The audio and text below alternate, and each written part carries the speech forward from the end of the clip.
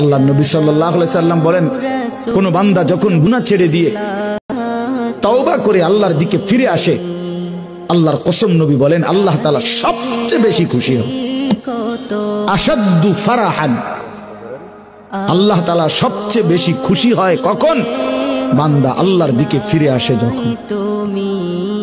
বিতাওবাতি আবদিহি, বান্দা যখন আল্লাহর দিকে ফিরে আসে আল্লাহ তাআলা ভীষণ খুশি হয়।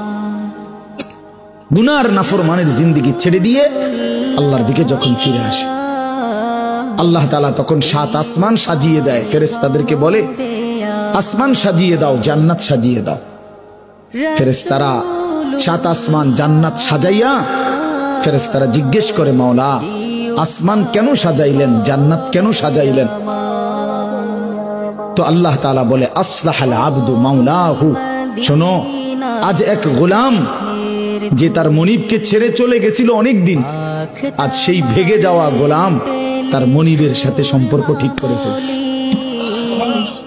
আমার এক গোলাম আজ অনেক দিন আমারে ভাইগা গেছিল, সেজদা দেয় নাই, আমার হুকুম মানে নাই, অনেক দিন থেকে আমার থেকে দূরে ছিল,